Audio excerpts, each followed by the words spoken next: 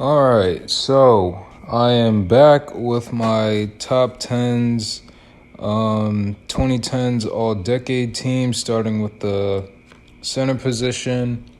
So at number 10, I have Paul Gasol. Number 9, I have Nikola Jokic. Number 7, or I'm sorry, let me see, 8, 9. Yeah, so 8, I have tied with Brooke Lopez and DeAndre Jordan. And at number 7, I have Joel Embiid. Joel Embiid. So this isn't the Joel Embiid from the, as we know of this era. This is the 2010s Joel Embiid, where he really didn't have a lot going due to him missing 2 seasons. I believe his rookie season and his sophomore season. I believe due to the foot injury he had. It's why I have him ranked so low.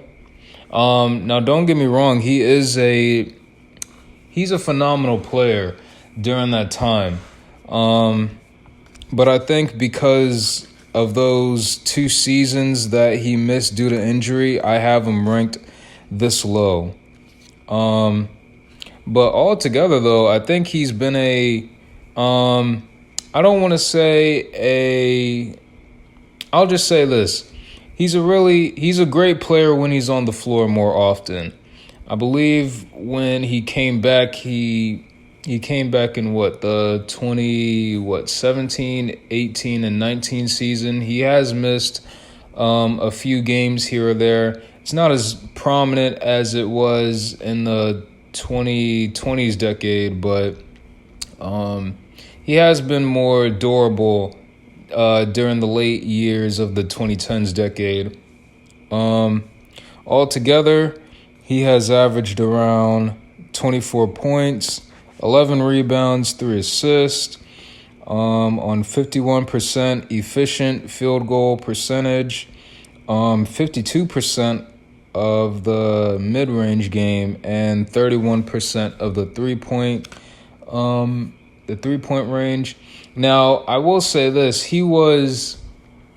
Now, I believe back when I said in my Paul Gasol video, this was back in the time where a whole lot of big men were starting to shoot the 3-ball.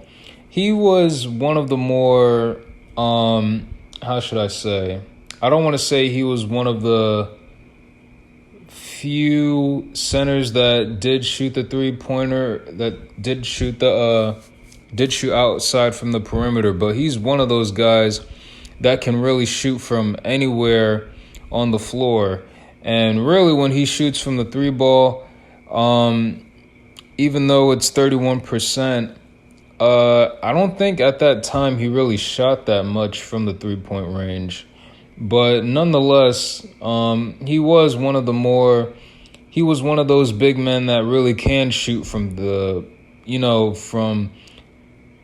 perimeter, from like the 3-point range, especially the mid-range. Doesn't need to clog up the paint where, drivers like, who do I believe that was on that team that were slashers? Someone like obviously we know about Ben Simmons, who could slash in the paint. Guys like him. I believe who else was on that team? Oh, man. Jimmy Butler was another one. I remember him. I'm trying to think who else was on that team during those years. But anyway, basically players that could slash through the paint, slash through the paint or to the paint, and he could drive outside the perimeter where he doesn't have to clog up the paint, where he could mess up the chemistry. Now, another thing I want to say too is that his playoff resume really isn't that much.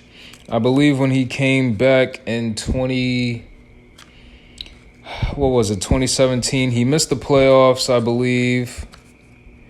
Let me see. He missed the playoffs in 2017.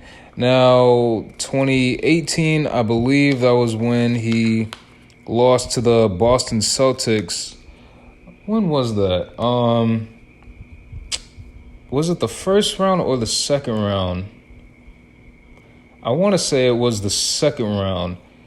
I'm trying to think. Who did they beat in the first round? I can't remember. Somebody let me know in the comments section, but I know they did lose to the Boston Celtics in 2018. And of course, we all know the infamous 2019 season where Kawhi sent Joel Embiid packing his bags and crying in the semifinals. I believe that was was it? I don't think that was the farthest they went to. As a matter of fact, come to think about it, I think the Boston Celtics did beat the 76ers in the semifinals in 2018 because I think they beat the Bucks. So yeah, they lost to the Celtics and the Raptors both back-to-back in the semifinals. I believe that was the farthest that they went to so far.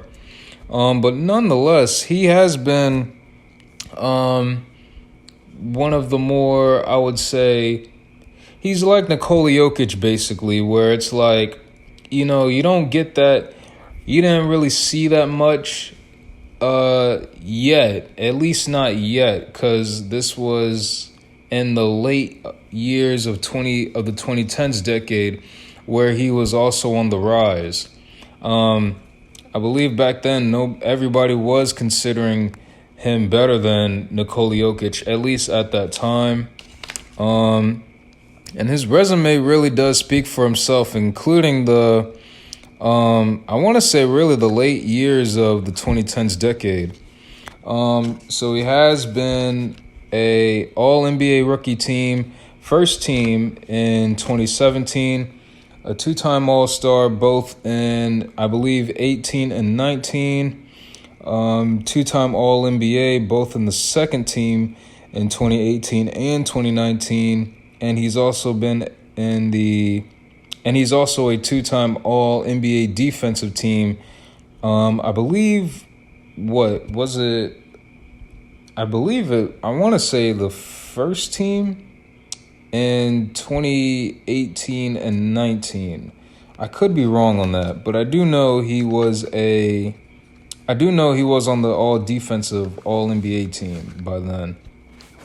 But yeah, he was really one of those guys that was really going to be a really dominant force throughout years to come. Now, obviously, we know that Joel Embiid now is a playoff choker, but I think by that time in 2018 and 2019, we really did cut him some slack just because of, this is only his second year. I believe 2019 was his second year into the playoffs.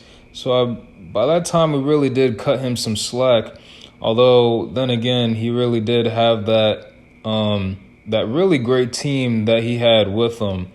The one with Jimmy Butler on it. I believe J.J. Redick. No, it was Ben Simmons at the point, J.J. Redick at the shooting guard, Jimmy Butler at the small forward position, Embiid at the center position, and Tobias Harris at power forward. So yeah, that was really one of those teams where, if the Raptors didn't really exist, if Kawhi wasn't on that team, we really would be talking on. It really would have been a different story where it would have been a Giannis and Embiid matchup in the conference finals, which surprisingly, I'm looking at it right now, we haven't really seen that yet. We haven't really seen them match up yet in the playoffs. Hopefully by next season we will. But yeah, that team was really dominant. If the Raptors didn't exist, we really would have been seeing a whole different scenario between them and the Bucks. I would really like to see a matchup with that. But yeah, Joel Embiid at number 7. Tell me what you guys think.